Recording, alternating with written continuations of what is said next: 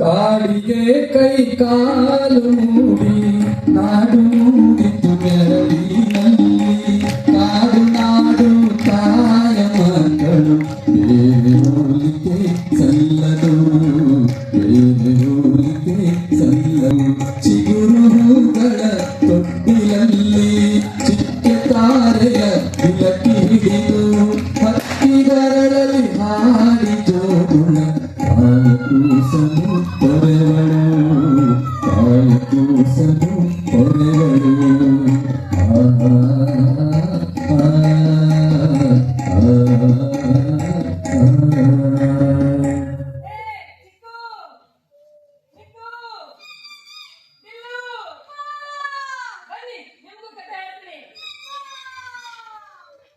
ಒಂದಾನೊಂದು ಕಾಲದಲ್ಲಿ ಜಂಬೂ ದ್ವೀಪದ ದಕ್ಷಿಣ ಕ್ಷೇತ್ರ ಅಲ್ಲಿ ಸಹ್ಯಾದ್ರಿ ಕಾಡು ಸದರಿ ಹಾಡ ಮತ್ತು ಸದಾ ತುಂಬಿ ಹರಿಯುತ್ತಿರುವ ನದಿಗಳಿಂದ ಕೂಡಿತ್ತು.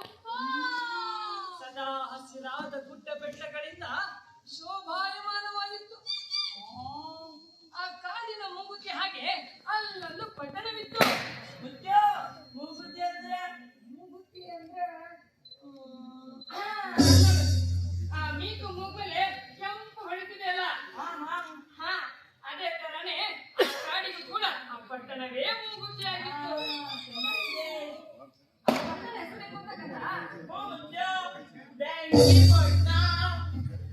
ಅಲ್ಲಪ್ಪ ಕಂದ, ಶಿವಾಪುರ ಪಟ್ಟಣ. ಶಿವಾಪುರ ಪಟ್ಟಣಕ್ಕೆ ಹೊರಗೆ ದೊಡ್ಡವನಾದ ಸೋಮರಾಯನ ಮನೆತನವಿತ್ತು. ಎತ್ತರದ ಬೆಟ್ಟದಲ್ಲಿ ಚಿಕ್ಕಾದ ಮನೆ, ಬೆಳದಿಂಗಳಲ್ಲಿ ಬೆಳ್ಳಿಯ ಮನೆ, ಬಿಸಿಲಲ್ಲಿ ಬಂಗಾರದ ಮನೆ, ನಾಳೆ ರಕ್ತದ ಕಳಸ, ಈ ಚಾಚಿದರೆ ಸೊಲ್ಲಿನಲ್ಲಿ 1008 ಕಂಬಗಳು. ಇತ್ತ ಕಾಡಿಗೂ ರಾಜ, ಅತ್ತ ನಾಡಿಗೂ ರಾಜ. ಹೀಗಿರುವಾಗ ಒಂದು ದಿವಸ ವೈರಿ ಸೈನಿಕರು ಕಾಡು ಕಡೆಗೆ ಬರ್ತಾರೆ ಮಗ.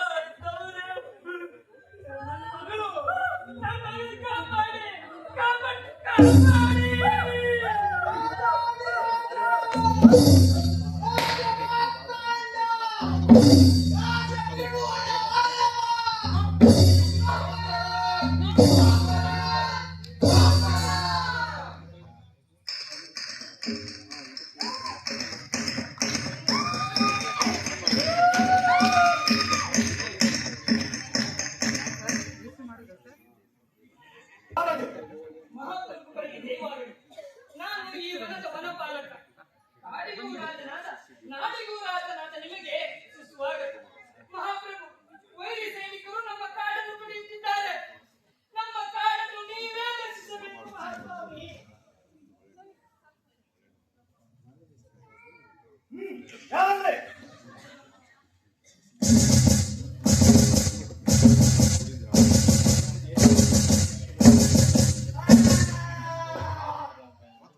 ಧನ್ಯವಾದಗಳು ಮಹಾಪ್ರಭು.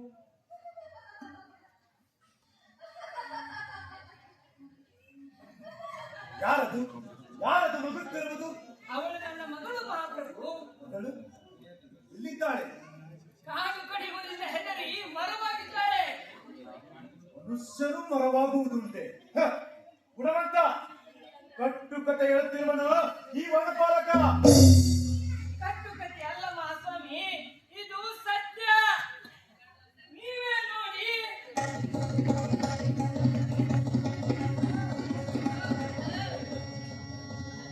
ನೋಡ ನೋಡುತ್ತಲೇ ಕಣ್ಣೆ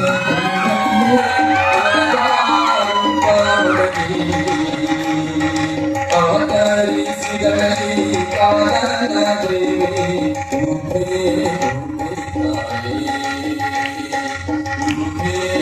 ಉಭೇ ತಾಯೇ. ಎಂತ ಮಂತ್ರಗಾರಿಕೆ? ಮಹಾಪ್ರಭು, ಈಕೆ ನನ್ನ ಸಾಕು ಮಗಳು ಪುಷ್ಪರಾಣಿ ಎಂದವಳ ಹೆಸರು. ವನದೇವತೆಯ ಮಗಳು. ನನಗೆ ಕಾಡಿನಲ್ಲಿ ಸಿಕ್ಕ ಕಂದಮ್ಮಣಿವಳು. ಇವಳೇ ನನಗೆ 3 ಕಲ್ಲುಗಳನ್ನು ನೀಡ್ತಾಳೆ. ಒಂದು ಕಲ್ಲುಣಿಸಿದರೆ ಮರವಾಗ್ತಾಳೆ, ಇನ್ನೊಂದು ಕಲ್ಲುಣಿಸಿದರೆ ಹೂವಾಗ್ತಾಳೆ, ಮತ್ತೊಂದು ಕಲ್ಲುಣಿಸಿದರೆ ಪುನಃ ಹುಡುಗಿಯಾಗುತ್ತಾಳೆ. ಪ್ರಭು, ಈ ಪವಾಡವನ್ನು ನಾವು ವೀಕ್ಷಿಸಬಹುದೇ ವನಪಾಲಕ? ಅವಶ್ಯವಾಗಿ. ಪುಷ್ಪರಾಣಿ, ಕಲ್ಲು ಕೊಡಮ್ಮ.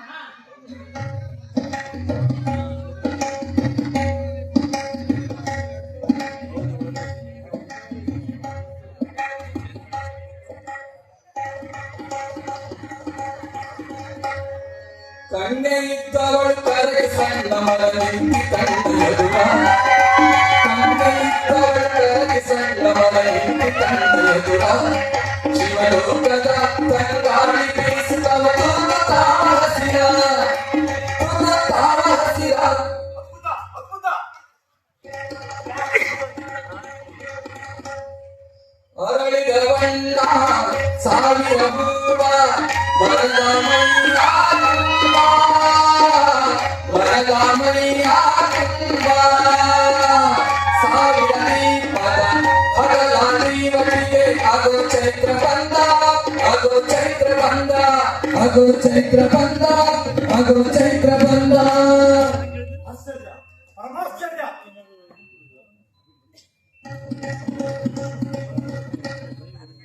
ನೋಡ ನೋಡುತ್ತಲೇ ಕಣ್ಣ ದೂರಲ್ಲೇ ಅವತರಿಸಿದಳೇ ಕಾನನ ದೇವಿ ಉಭೇ ಉಭೇ ತಾಯೇ ಉಭೇ ಉಭೇ ತಾಯೇ.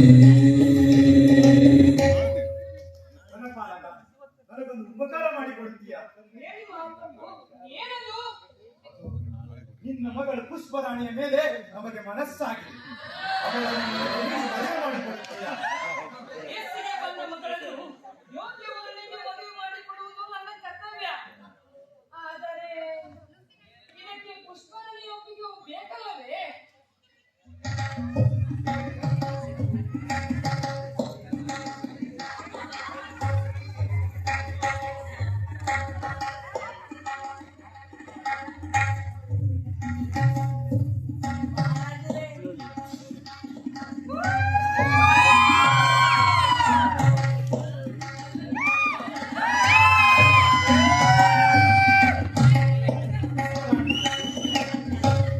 ನನ್ನ ಹೃದಯ ಹಾಗೂ ಹೂವನ್ನು ನಿನಗೆ ಅರ್ಪಿಸುತ್ತೇನೆ.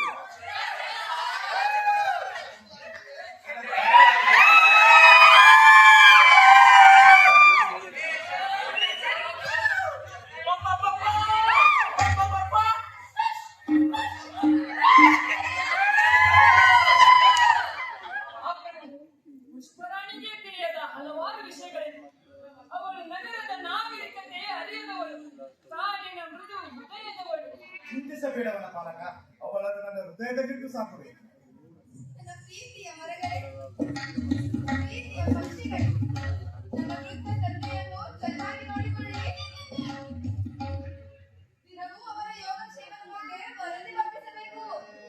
ತವರು ಮನೆಯೆಂಬುದು ನಾಡಿಗೆ ಕಲಿಯಲ್ಲ, ತವರು ಮನೆಯೆಂಬುದು ನಾಡಿಗೆ ಕಲಿಯಲ್ಲ. ವಾರಿಗೆ ಪತಿ ಪುರುಷ ನಲಿದು, ವಾರಿಗೆ ಪತಿ ಪುರುಷ ನಲಿದು ಬಂದಾಗ ಎರವಾದೆ ಮಗಳೇ ತೌರಿಗೆ, ಎರವಾದೆ ಮಗಳೇ ತೌರಿಗೆ. ಬೆತ್ತಂತ ತೌರಿಗೆ ಏನಂತ ಹರಸಲಿ, ಬೆತ್ತಂತ ತೌರಿಗೆ ಏನಂತ ಹರಸಲಿ. ಹಸಿರು ನಗುತ್ತಿರಲಿ ಅನವರತ, ಹಸಿರು ನಗುತ್ತಿರಲಿ ಅನವರತ. ನಿನ್ನ ಹಾಡು ಊಟಲಿ ನಾಡಿನ ತನಕ, ಊಟಲಿ ನಾಡಿನ ತನಕ.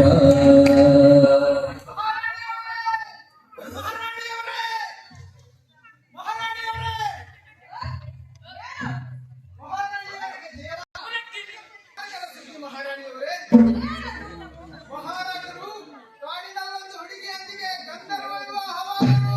ಏನು? ಗಂಧರ್ವ ವಿವಾಹ?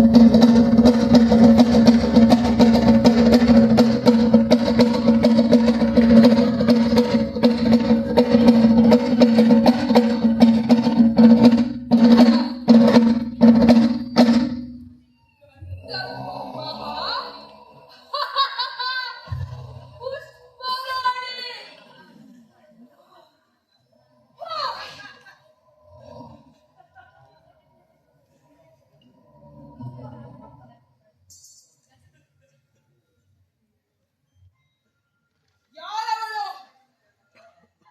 ರಾಣಿಯವರ ಹೆಸರು ಪುಷ್ಪರಾಣಿ ಅಂತೆ. ಪುಷ್ಪರಾಣಿ? ಬೇಕಾದಾಗ ಪರವಾಗುತ್ತಾಳೆ, ಬೇಡವಾದಾಗ ಹುಡುಗಿಯಾಗುತ್ತಾಳಂತೆ. ಹ! ಇಲ್ಲಿಯವರೆಗೆ ಬಂದಿದೆ ನನ್ನ ದುರ್ದೈವ. ನನ್ನ ಈ ದುಃಖವನ್ನು ಯಾರೊಂದಿಗೆ ತೋಡಿಕೊಳ್ಳಲಿ? ನಾನು, ನನ್ನ ಆಸೆ ಇಬ್ಬರು ಬಂಜೆಯರು. ಇವಳ್ಯಾರು ಕೊಂಚದವಳಲ್ಲ. ಮದ್ದು ಮಣ್ಣ ಮಾಡಿ ಮಹಾರಾಜರನ್ನ ಬಲಿಪಡಿಸಬೇಕು. ಕನಿಷ್ಠ!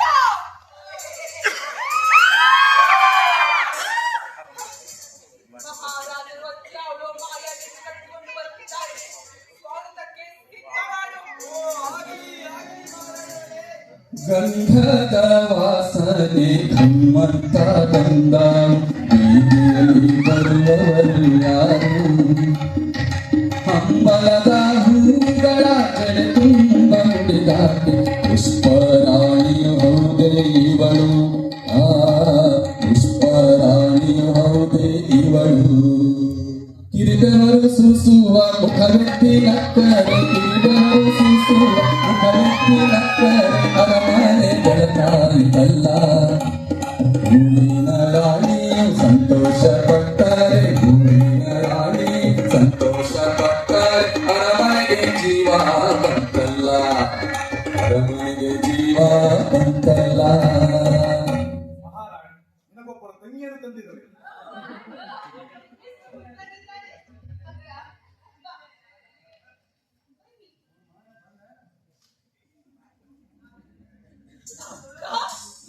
ಮುದ್ದು ತಂಗಿ. ಹ!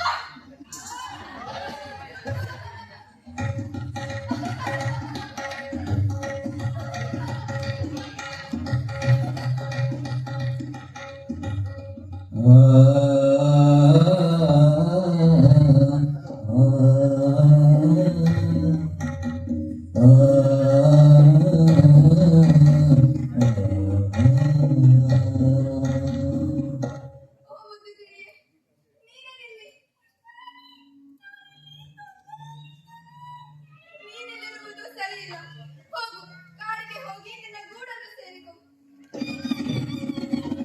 ಜೋಪಾನ.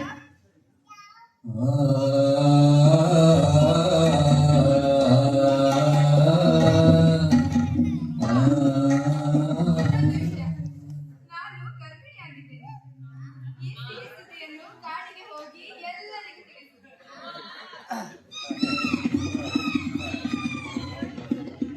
ಪುಷ್ಪರಾಣಿ, ಏನು ಮಾಡಿಬಿಟ್ಟೆ? ಅದು ಮಹಾರಾಣಿಯ ವಶಕ್ಕಿದ ಮುತ್ತಿನಗಿರಿ. ಮಹಾರಾಜ, ಆ ಗಿಳಿಯು ತುಂಬಾ ತೊಂದರೆಯಾಗಿತ್ತು. ತುಂಬಾ ಕಷ್ಟದಿಂದ ತನ್ನ ಕಥೆಯನ್ನು ನನಗೆ ಹೇಳಿತು. ಅದಕ್ಕೆ ಅದನ್ನು ಹಾರಿಸಿಬಿಟ್ಟೆ. ನಿಮಗೆ ಭಾಷೆ ತಿಳಿಯುವುದಿಲ್ಲ. ಅವರ ಭಾಷೆ ನನಗೆ ಅರ್ಥವಾಗುತ್ತದೆ. ಇವಾಗ ಹೇಳಿಕೊಡುವೆ, ಬನ್ನಿ.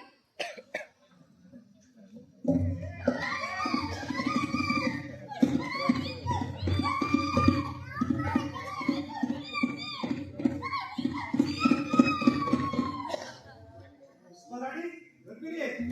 ಪುಷ್ಪರಾಣಿ ಗರ್ಭಿಣಿಯಕ್ಕೆ? ಪುಷ್ಪರಾಣಿ, ಪುಷ್ಪರಾಣಿ.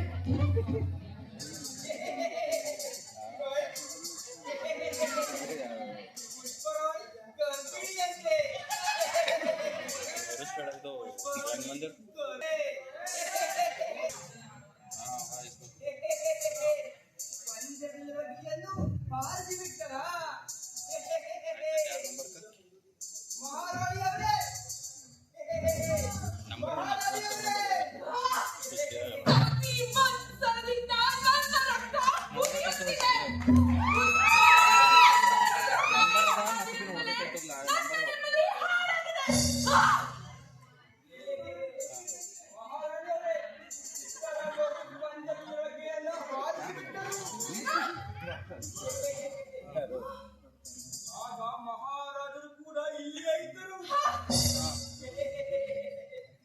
ನಿಮಗೆ ಇನ್ನೊಂದು ಶುಭ ಸುದ್ದಿ. ಏನದು? ನಿಮ್ಮ ಮುದ್ದು ತಂಗಿ ಪುಷ್ಪರಾಣಿಯವರು ಗರ್ಭಿಣಿಯಂತೆ.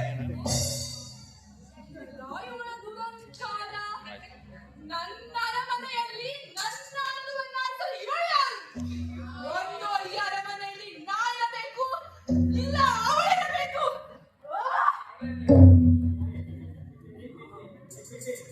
ಮಹಾರಾಣಿಯವರೇ, ನಿಮ್ಮ ಮುಖವು ಎಂದಿನಂತೆ ಕಾಣುತ್ತಿಲ್ಲ. ವಿಕಾರವಾಗಿದೆ ಎಂದು ಹೇಳ್ತೀರಾ? ಗುಣವಂತ, ಮಹಾರಾಣಿಯವರೇ, ನೀನು ನನ್ನ ತಂದೆಯ ನಿಷ್ಠಾವಂತ ಸೈನಿಕ ತಾನೆ. ಹೌದು ಮಹಾರಾಣಿಯವರೇ. ವಿಚಾರ, ನೀನು ಈಗಲೇ ನನ್ನ ತಂದೆ ಬಳಿ ಹೋಗು.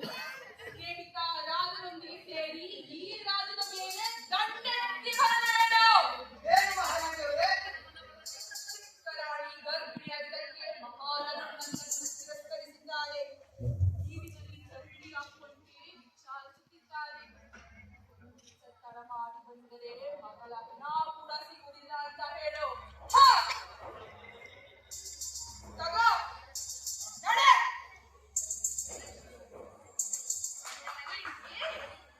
ಹಾ!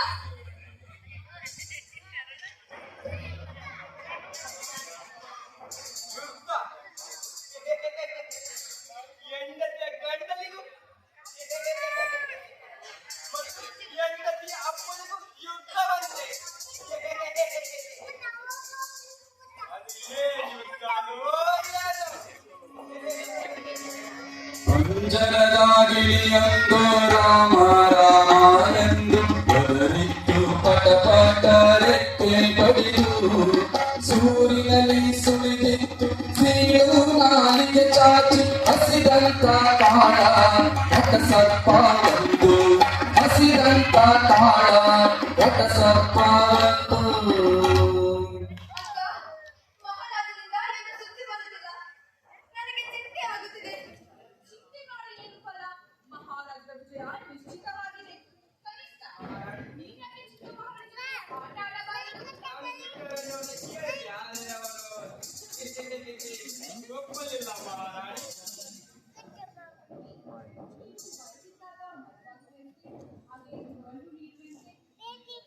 ಹೌದು ಅಕ್ಕ, ಆ ಆಟವನ್ನು ಬನ್ನಿ ಅಕ್ಕ, ತೋರಿಸುವೆ.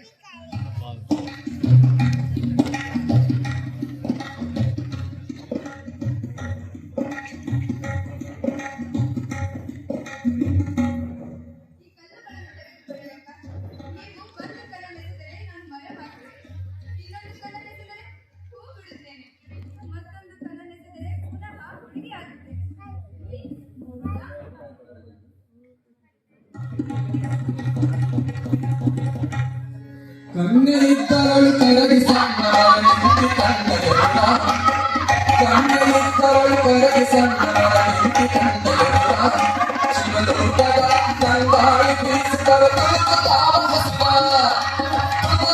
ಹಸಿದ ನೀನು ಪುರಾಣಿಗೆ ಪುಷ್ಪರಾಣಿಯಾಗುತ್ತಿದ್ದ ನಾನು ಕಾಣುವೆ. ಯಾರಲ್ಲಿ ಮರಕಮಗಳನ್ನು ಕಳೆದು ಈ ಮರವನ್ನು ಕಳೆದುಕೊಂಡಿದೆಯೋ? ಸರಿ ಮಾಡ್ಕೊಳ್ಳಿ ಮಕ್ಕಳಿಗೆಲ್ಲ. ಕರೀರಿ ಮರವನ್ನ, ಕರೀರಿ.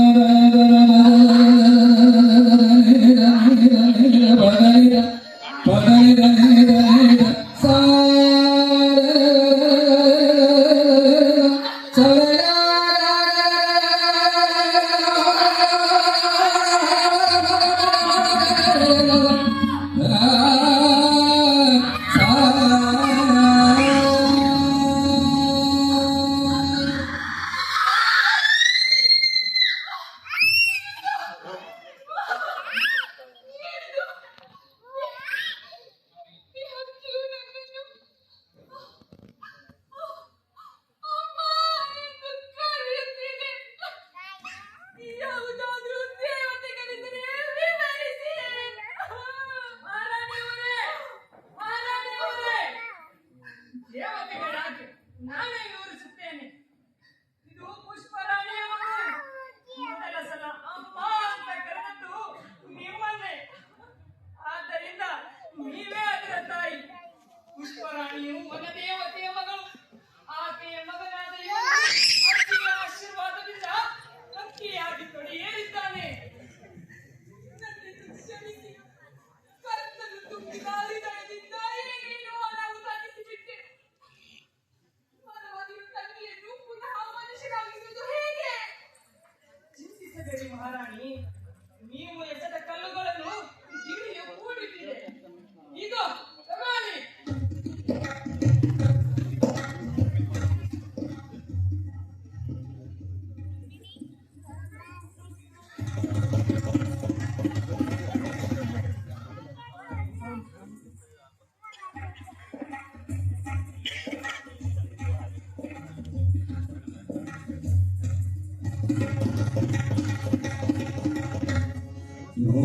ನೋಡುತ್ತಲೇ ಕಣ್ಣೆ ದೂರಲ್ಲೇ ಮರದ ಪಾವತಿ ಅವತರಿಸಿದಳು ಕಾಮದೇವಿ.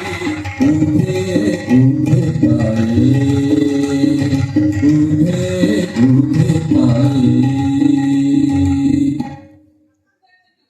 ಪುಷ್ಪರಾಣಿ, ನನ್ನ ಈ ತಪ್ಪಿಗೆ ದಂಡವೇನು? ಅಕ್ಕ, ನಿಜವಾಗಿಯೂ ನೀವು ನನ್ನ ಮಾತನ್ನು ಕೇಳುತ್ತೀರಾ? ಪುಷ್ಪರಾಣಿ, ನಿಜವಾಗ್ಲೂ ಪ್ರಾಣಿ, ಪಕ್ಷಿ, ಗಿಡ, ಮರಗಳಿಗೆಲ್ಲ ಅವುಗಳನ್ನು ಅವರ ಪಾಳಿಗೆ ಬಿಟ್ಟು ಬಿಡಿ ಅಕ್ಕ. ನಾವು ಕಾಡನ್ನು ನಾಶ ಮಾಡದೇ ಹೋದರೆ ಸಾಕು. ಅವರು ಎಂದಿಗೂ ನಮಗೆ ಕೃತಜ್ಞರಾಗಿರುತ್ತಾರೆ. ಇಲ್ಲ ತಾಯಿ, ಇದು ಎಂದೂ ಮುಗಿಯದ ಕತೆ. ಅಂದಿನಿಂದಲೂ ಇಂದಿನವರೆಗೆ ಮುಂದುವರಿಯುತ್ತಲೇ ಇರುವ ಕತೆ. ಪಕ್ಷಿ, ಪ್ರಾಣಿ, ಕಾಡುಗಳ ನಾಶ ನಿಲ್ಲಿಸಲಾರದು. ಈ ಕ್ರೂರ ಮನಸ್ಸಿಗೆ ಪ್ರತಿಭಟಿಸಲು